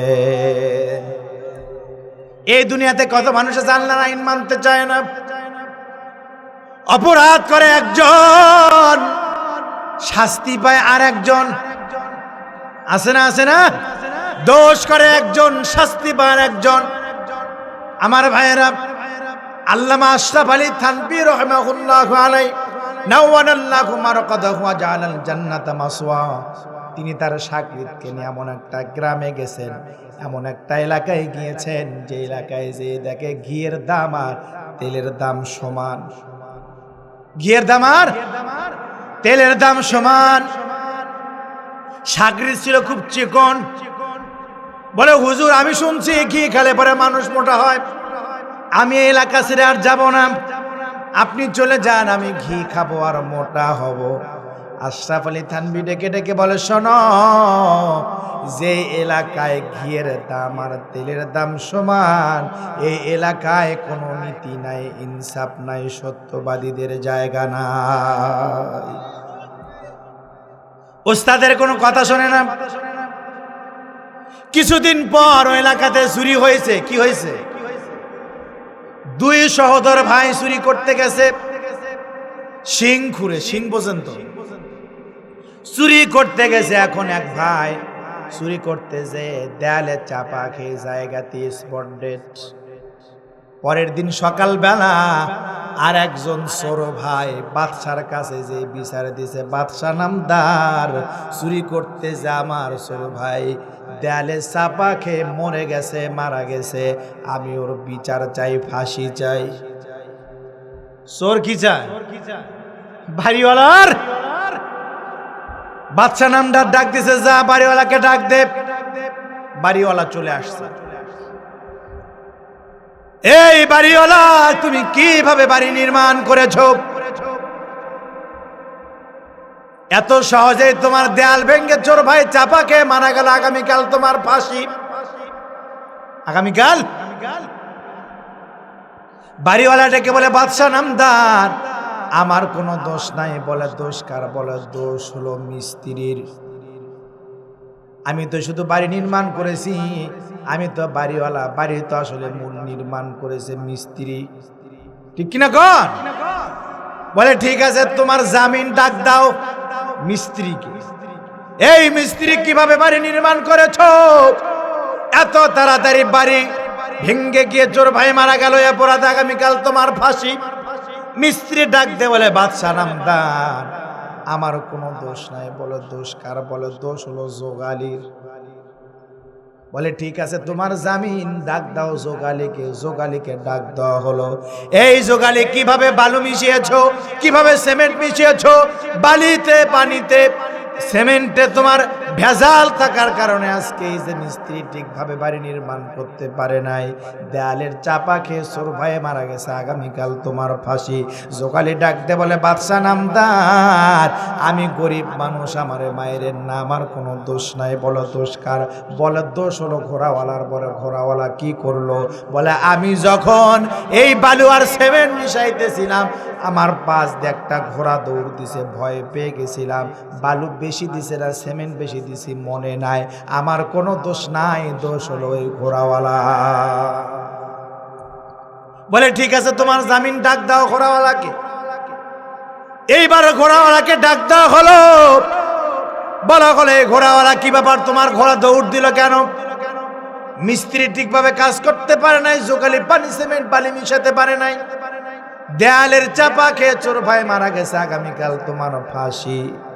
ঘোড়াওয়ালা ডাকতে বলছে বাদশা নামদার, আমার কোনো দোষ নাই। বলে দোষ কার? বলে দোষ হলো ওই মহিলার, যেই মহিলা অলংকার পরে পরে আমার ঘোড়ার পাশ দিয়ে যাইতেছিল, তার অলংকারের শব্দে, তার পায়ের নুপুরের শব্দে ভয় পেয়ে আমার ঘোড়াটা দৌড় দিছে। বাদশা ডাকতে বলতেছে ঠিক আছে, তোমার জামিন, তুমি চলে যাও। ডাক দাও ওই মহিলাকে। দেখছেন কারবা?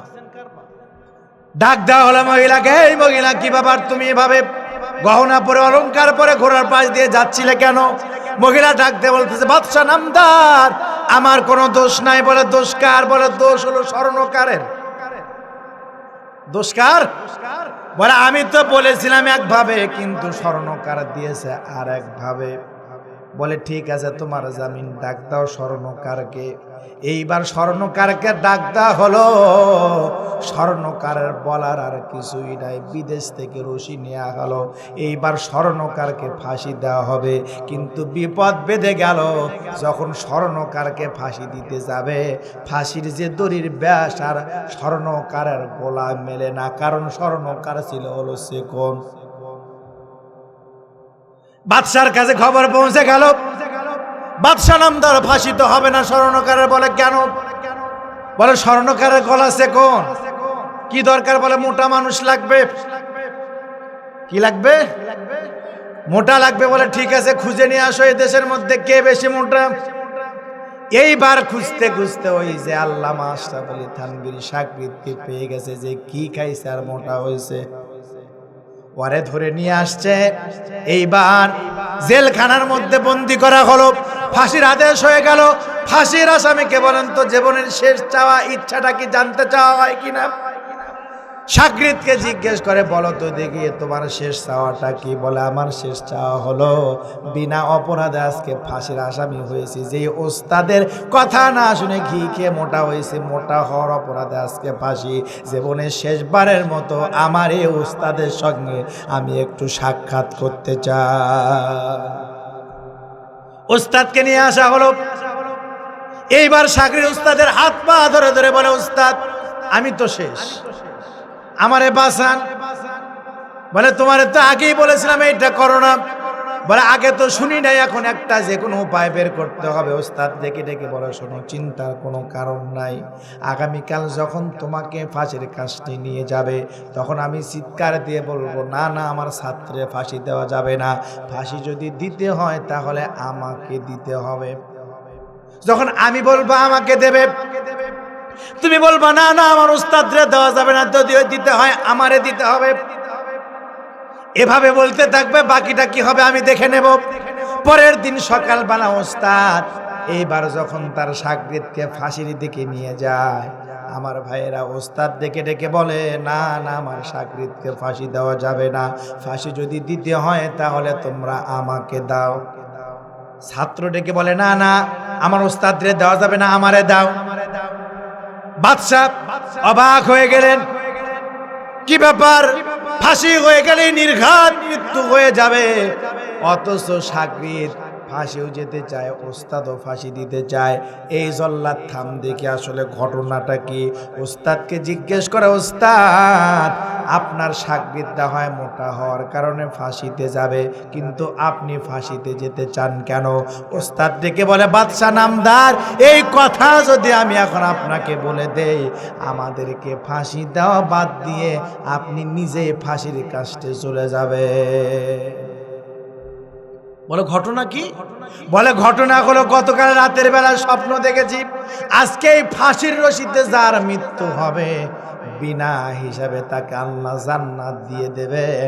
বাদশা নামদার ডেকে বলে, এ জল্লাদ, উস্তাদ শাগরিদ বাদ আজকে যদি এই রশিতে কারো ফাঁসি হয়, সেই ফাঁসি হবে আমি বাদশা। কারবারটা কি দেখছেন? অপরাধ করে কে ফাঁসি হয়? বাংলাদেশে এরকম অসংখ্য জায়গায় এরকম আছে, কোনো অপরাধ করে নাই, দোষ করে নাই, কিন্তু বিনা কারণে বিনা অপরাধে বছরের পর বছর কিন্তু জেল খেটেছে। ঠিক কিনা বলে? আমাদের কোরআনের বাকি আল্লামা সাঈদী, যিনি কসম করে বলেছিলেন আমার শরীরের মধ্যে কোনো অপরাধের বালিও লাগে নাই, কাদাও লাগে নাই, অথচ স্বৈরাচার জুলুম করে করে কোরআনের বাকিটাকে 13 বছর জেলখানায় বন্দি রেখে বিনা অপরাধে তাকে আমৃত্যু ঘোষণা দিয়ে পরিকল্পিতভাবে তারা হত্যা করেছে। কথা বলেন ঠিক কিনা? আমার ভাইয়েরা, মনে আছে না ওলীদ ইবনে মুগীরার নামটা বিশ্বনবী মঞ্চের মধ্যে ঘোষণা দিয়ে দিল? মনে আছে আপনাদের? আমার ভাইয়েরা, ওলীদ ইবনে মুগীরার মাথা নষ্ট, হায় সর্বনাশ, হলোটা কি? আমি কিছুদিন পরে মক্কার চেয়ারে বসে যাব, মক্কার ক্ষমতার মসনদে বসে যাব, মক্কার সব কাফের বেঈমান লিডাররা আমার নেতৃত্ব মানবে। আর বিশ্বনবী এইটা কি বলল? এইবার আবু জেহেল দাঁড়িয়ে দাঁড়িয়ে বলতেছেন, শোনো শোনো মক্কাবাসীরা শোনো, তোমরা একটু ধৈর্য ধরো, মুহাম্মদ যে কথাটা বলেছে এর প্রমাণ যদি মুহাম্মদ সাল্লাল্লাহু আলাইহি ওয়াসাল্লাম দিতে না পারে, তাহলে মুহাম্মাদের আজকে এই বিচারের মঞ্চে ফাঁসি হয়ে যাবে। আজকে এই বিচারের মঞ্চে ফাঁসি হয়ে যাবে। আমার ভাইয়েরা, এইবার যখন বিশ্বনবীকে চ্যালেঞ্জ ছুড়ে দেওয়া হলো, বিশ্বনবী এই মক্কার মানুষদেরকে ডেকে ডেকে বলে, ও মক্কাবাসীরা শোনো, আমি যে কথাটা বলেছি ওলীদ ইবনে মুগীরা যার সন্তান, এটা যদি প্রমাণ তোমরা নিতে চাও, তাহলে তোমাদেরকে যেতে হবে ওলীদ ইবনে মুগীরার বাবার মায়ের কাছে। ঠিক কিনা বলেন? কারণ মা একমাত্র বলতে পারবে তার সন্তানের পিতাকে। ঠিক কিনা? জোরে কন। এইবার আমার ভাইয়েরা, জনগণ সব ফালায়া দিয়েছে, লাত্তি দিয়ে ফালায়া দেওয়ার পর বুকের উপরে পা রেখে মাকে ডেকে বলতেছে, মা তাড়াতাড়ি করে বল আসলে আমার পিতাকে, কারণ মুহাম্মদ আমাকে জারজ বলেছে। আমার ভাইয়েরা, এদিকে লক্ষ্য করেন, ওলীদ ইবনে মুগীরা মায়ের বুকের উপরে কি দিয়েছে? কথা বলেন, কথা বলেন। মায়ের বুকের উপরে পা দিয়েছে। পা দিয়ে দিয়ে ওলীদ ইবনে মুগীরা বলে, তাড়াতাড়ি করে বল আসলে আমার পিতাকে, আমার পিতাকে। ওলীদ ইবনে মুগীরার মা বলে, সারাটা জীবন তুই আমারে জ্বালাইছিস, আজকে আমি মুহাম্মাদের বিরুদ্ধে কোনো কথা বলতে পারবো না, সত্যটাকে আমি আর চাপা দিয়ে রাখতে পারবো না। ওলীদ ইবনে মুগীরার মা মক্কার কাফেরদের কমান্ডারদের সামনে, মক্কার মানুষদের সামনে ডেকে ডেকে বলে, ও মক্কাবাসীরা শোনো, মুহাম্মদ যে কথাটা বলেছে এর মধ্যে কোনো সন্দেহ নাই, আসলে আমার ছেলে ওলীদ ইবনে মুগীরা এ হলো জারজ সন্তান। মাথা আরো খারাপ হয়ে গেল। আমার ভাইয়েরা, কুকুর কামড় দিলে যেমন জলাতঙ্ক রোগ হয়ে যায়, ওলীদ ইবনে মুগীরা শরীরে জলাতঙ্ক শুরু হয়ে গেল। এইবার ওলীদ ইবনে মুগীরা মক্কার মানুষদেরকে ডেকে ডেকে বলে, শোনো তোমরা থামো, আমার মায়ের কথা বিশ্বাস করো না, কারণ আমার মায়ের বয়স হয়ে গিয়েছে, কোন কথা বলতে কোন কথা বলে তার কোনো হিসাব নাই। শোনো শোনো, তোমরা মক্কাবাসীর এতদিন পর্যন্ত যাদের গোলামি করেছো, যাকে খোদা বলে মানছো, যাকে তোমরা পূজা করেছো, ভগবান মনে করেছো, এই যে মূর্তিটা আমার কাছে আছে, এই মূর্তিটা মানুষের মতো কথা বলতে পারে, এই মূর্তিটাই তোমাদেরকে জানান দিয়ে দেবে আমি ওলীদ ইবনে মুগীরা আসলে যারও সন্তান নই। জনগণ বলে, বেটা তো পাগল হয়ে গেছে রে, মাটির মূর্তি কি কথা বলতে পারে? কথা বলেন। কিন্তু ওলীদ ইবনে মুগীরার মাটির মূর্তি কথা বলতে পারে। ওলীদ ইবনে মুগীরা বলতেছে, শোনো শোনো, আমার এই মাটির মূর্তি কথা বলতে পারে। জনগণ বলে, একটু পাগলের কাহিনীটা দেখতেই তো হয়, ঠিক কিনা বলেন? এই ওলীদ ইবনে মুগীরার মাটির মূর্তি আসলে কথা বলল কিনা, ঘটনা কোন দিকে মরণ হলো, শেষ পর্যন্ত কি হলো জানার দরকার। জোরে বলেন তো, আছে না নাই? কার কার নাই হাত তুলে দেখাই। বুঝতে পারেন, ঠিক কিনা বলে? তালে মাতা ওয়াইদা কুরিআল কুরআন ফাসতামিউ লাহু ওয়া আনসিতু লাআল্লাকুম তুরহামুন। কোরআনের আলোচনাগুলো মনোযোগ দিয়ে শোনার দরকার আছে না নাই? ওলীদ ইবনে মুগীরা বলে, আমার মাটির মূর্তি কথা বলবে, তোমরা একটু ধৈর্য সহকারে বসো, দেখো আমার মাটির মূর্তি কথা বলতে পারে কিনা। শুনতে চান না? চান তো? ইনশাআল্লাহ। চলুন, কাম টু পয়েন্ট। মহিলাদের 12টা বলেছিলাম, মনে আছে নাকি আপনাদের? মদিনা আমার নবী বলেছেন, আমার মা বোনেরা অনেক সময় ধরে আপনারা কথা বলতেছেন, আমি কিছু বলি না, এবারে একটু মনোযোগ দেন আমার দিকে। আল্লাহর নবী বলেছেন, হালাল স্ত্রী ঘরে থাকার পরেও যাদের স্বামী অন্য জায়গায় সময় কাটায়, অন্য জায়গায় তাফালিং মারে, বউকে সময় দিতে চায় না, স্ত্রীকে নির্যাতন করে, আল্লাহর নবী বলেছেন এই মহিলারা যদি 4টা আমল করে, স্বামী কোনোদিন হাত ছাড়া হবে না। 1 নাম্বার, স্বামী ডাক্তার হোক, ইঞ্জিনিয়ার হোক, চাষা হোক, যে কোনো ধরনের পেশাজীবী হোক না কেন, স্বামী যখন বাহির থেকে ঘরের মধ্যে ফিরে আসবে, স্ত্রীর দায়িত্ব হবে 1 নাম্বার স্বামীকে সালাম দেওয়া। কি দেওয়া? আপনাদের স্ত্রীরা কি আপনাদেরকে সালাম দেয়? দেয়? অনেকে বলতেছে না। আপনারা কি দেন? অনেকেই মনে করে আমি কেন দেব, আমি হলাম স্বামী। স্বামীগিরি ফলাইতে যে স্ত্রীকে সালাম দিতে যায় না, আর স্ত্রী ওকে গনে কোনো কথা বলে না, ঠিক কিনা কোন? স্ত্রীর দায়িত্বের 1 নাম্বার স্বামীকে সালাম দেবে। 2 নাম্বার, স্ত্রীর দায়িত্ব হলো স্বামীর শরীরে শার্ট থাক, গেঞ্জি থাক, পাঞ্জাবি থাক, ফতুয়া থাক, ঘর থেকে যখন বাহিরে যে আবার ঘরে ফিরে আসবে, স্ত্রীর দায়িত্ব হলো স্বামীর শরীরের জামার বোতামগুলো নিজের হাত দিয়ে খুলে দেবে। করে এটা আপনাদের করে না? বড় আফসোসের বিষয়। করে না কেন?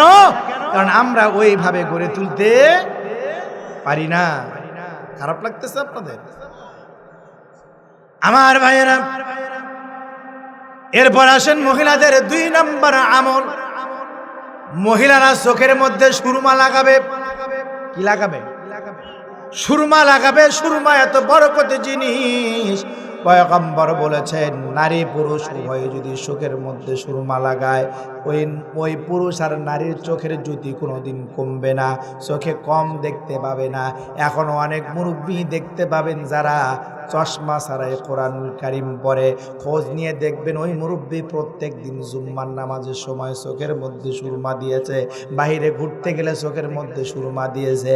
আর এখনকার যুবকেরা ফ্রি ফায়ার আর টিকটক আর এগুলো খেলতে খেলতে, ক্যাসিনো খেলতে খেলতে ওই 24 বছর বয়সে হয়ে গেছে 48 বছর, মাথা হয়ে গেছে ছোট, পাছা হয়ে গেছে শুকনা, ঠিক কিনা কন?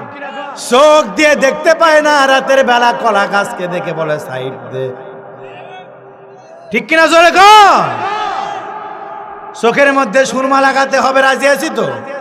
আল্লাহর নবী বলেছেন যেই মহিলারা চোখের মধ্যে সুরমা লাগায়, আল্লাহর নবী বলেছেন ওই মহিলারা যদি স্বামী তার দিকে তাকায়, আল্লাহ পাক আরশে আজিম থেকে স্বামী স্ত্রী মুআমালাতের ক্ষেত্রে এত মহাব্বত তৈরি করে দেন, জীবনে যতদিন বেঁচে থাকবে এই মহাব্বত কোনোদিন নষ্ট হবে না। 4 নাম্বার আমল মহিলাদের, হাদিস শরীফের মধ্যে আসছে তারা হাতের মধ্যে মেহেদি লাগাবে। হাদিস বিশারদগণের ব্যাখ্যা করেছেন মেহেদি লাগানোর অর্থ হলো সাজুগুজু করা।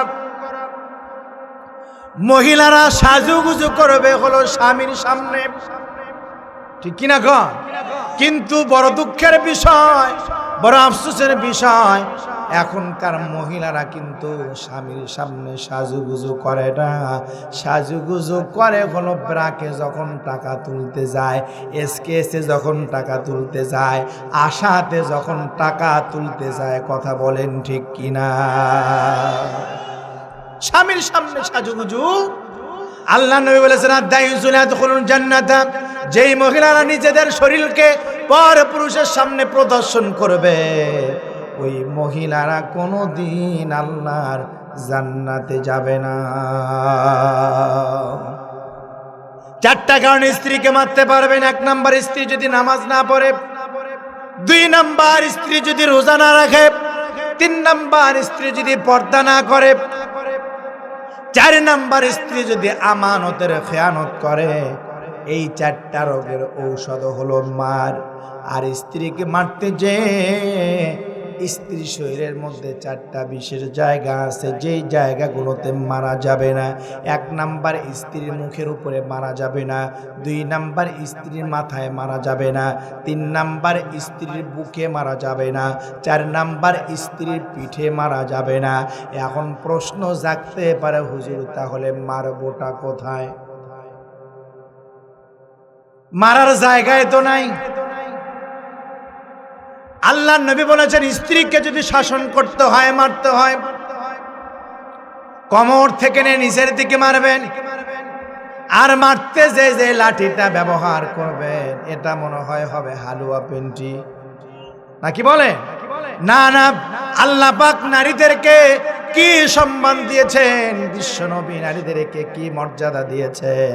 নবীজি বলেছেন স্ত্রীকে মারতে যে শাসন করতে যদি লাঠিটা ব্যবহার করতে হয়, এটা হবে শাহাদাত আঙ্গুলের মতো চিকন, আর দৈর্ঘ্য হবে আধা হাত, মানে 1 টাকর। বলেন তো দেখি, 1 টাকর লাঠি নিয়ে যদি আপনি মুষ্টি করে ধরে যদি স্ত্রীকে মার শুরু করেন, বাকি থাকবে আর 1 মুষ্টি, ঠিক কিনা গো? বলেন তো দেখি, এই আর 1 মুষ্টি লাঠি দিয়ে যদি কিয়ামত পর্যন্ত পিটাইতে থাকেন, স্ত্রীর লাগবে নাকি? এই আলোচনা শোনার পরে কিন্তু আমার মা বোনরা খুশি হয়ে গেছে, মনে মনে দোয়া করতেছে, আল্লাহ এই হুজুরের 100 বছর হায়াত দারাজ করে দাও, ঠিক কিনা গণ? এই আলোচনা কুড়িগ্রামের একটা জায়গায় করতেছিলাম, হঠাৎ করে একজন বুড়া মানুষ দাঁড়ায় গেছে, হুজুর আপনি দাঁড়ান, এই ওয়াজ এখানে চলবে না। বললাম চাচা যান, কি সমস্যা? বলে আমার বাড়িতে যে গিন্নি আছে এই তো কোদালের ডাটা ছাড়া সোজাই হয় না। এ ওয়াজ এখানে? আমি বললাম চাচা শোনেন, ভালো বংশের মেয়ে যদি হয়, স্বামীর চোখের দিকে তাকানোর সাথে সাথে তার খবরও হয়ে যাবে। আর যদি তসলিমা নাসরিন মুন্নিশা মমতাজ মার্কা মহিলা হয়, ওটাকে মেরে মেরে শেষ করে দেবেন। এরপরে এই মহিলা কোনো দিন সোজা হবে না। জোরে কোন ঠিক কিনা? এই 12টা আমল নারী পুরুষ উভয়ের জন্য দরকার, কারণ একাকী বিজয় হয়নি কভু, একাকী বিজয় হয়নি কভু। পুরুষের তরবারি শক্তি দিয়েছে, সাহস দিয়েছে শক্তিময়ী নারী। এই পৃথিবীতে আছে যত চিরকল্যাণকর, অর্ধেকে তার করেছে নারী, অর্ধেক তার নর। মুগিরা মক্কার মানুষদেরকে ডেকে ডেকে বলে, ও মক্কাবাসীরা শোনো, আমার এই মাটির মূর্তি কথা বলতে পারে। জনগণ দাঁড়িয়ে আছেন, কিভাবে কথা বলে এটা শুনতে চায়। হঠাৎ করে তাকিয়ে তাকিয়ে দেখতে দেখতে দেখা যায় মাটির মূর্তি কথা বলে না, হঠাৎ করে তার নাক মুখ গলা দিয়ে রক্ত বের হয়। কি আশ্চর্য কথা! মাটির মূর্তির নাক দিয়ে মুখ দিয়ে গলা দিয়ে রক্ত বের হয় কেন? আর কথা বলতে পারে না। জনগণের কাছে ভুল প্রমাণিত হয়ে গেল। বিশ্ব নবী এবার আবু বকরকে নিয়ে বের হয়েছেন বাড়ির দিকে। হঠাৎ করে পাহাড়ের গিরিপথের মধ্যে দেখে বিশাল দেহের একজন মানুষ দাঁড়ায় আছে, তরবারি দিয়ে ফুটে ফুটে রক্ত বের হয়ে জমিনের মধ্যে পড়তেছে। আল্লাহর নবী ভয় পেয়ে গেলেন। এইবার লোকটা ডেকে বলে, পয়গম্বর আপনি ভয় পাবেন না, আমি আপনার কোনো ক্ষতি করতে আসি নাই, বরঞ্চ নবী গো। ওলীদ ইবনে মুগীরা যেই মাটির মূর্তিটা কথা বলতে পারতো, আসলে মাটির মূর্তি তো কথা বলতো না। ওলীদ ইবনে মুগীরা একটা জিন ছিল, যেই জিনটাকে মাটির মূর্তির মধ্যে বশ করে রেখে দিয়েছিল। ওই মাটির মূর্তিটার ভিতরে জিন বশ করে রাখার কারণে ওই জিনটাকে যা বলতো জিনটা তাই বলে দিত। আজকে নবী এমনভাবে আপনাকে প্রশ্নের সম্মুখীন করেছে, এই জিনটার মাটির মূর্তিটা যদি আপনার বিপক্ষে সাক্ষী দিত, নবী আপনি ছোট হয়ে যেতেন, এটা আমি সহ্য করতে পারবো না। এই চিন্তা নিয়ে হাজার হাজার মাইল দূরে ছিলাম আমি যখন দেখেছি আমার দয়ার নবী মায়ের নবী লাঞ্ছিত হবে, অপমানিত হবে, আমি আর বসে থাকতে পারি না। সেকেন্ডের মধ্যে আমি এসে ওলীদ ইবনে মুগীরার মাটির মূর্তির মধ্যে ঢুকে আমার ওই জিন ভাইটাকে আমি জবাই করে ফেলে দেই। ওই জবাই করার কারণে আর নাক মুখ দিয়ে রক্ত বের হয়েছে, আর এই রক্তগুলো মাটির মূর্তি দিয়ে বের হয়েছে। নবী গো চিন্তা করবেন না, দুনিয়াতে বেঁচে থাকতে আমার নবীকে কেউ অপমান করবে, এটা আমি কোনো দিন সহ্য করতে পারবো না। কথা বলেন ঠিক কি না? পাইলে নিরালায় গো নবী, পাইলে নিরালায়, বলেন পাইলে নিরালায় গো নবী, পাইলে নিরালায়। আমি দুই কদমে চুমো খাবো,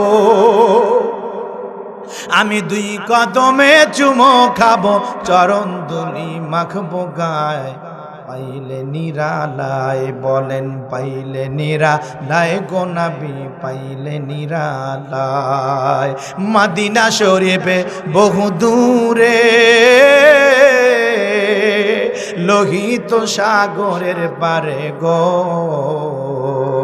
সালাম দিলে সালাম শুনি, সালাম দিলে সালাম শুনি, নবীজির রওজায়, পাইলে নিরালায়, বলেন পাইলে নিরালায় গো নবী, পাইলে নিরালায়। আমি দুই কদমে চুমো খাবো, আমি দুই কদমে চুমো খাবো, চরণ দুলি মাখবো গায়, পাইলে নিরালায়, বলেন পাইলে নিরালায় গো নবী, পাইলে নিরালায়।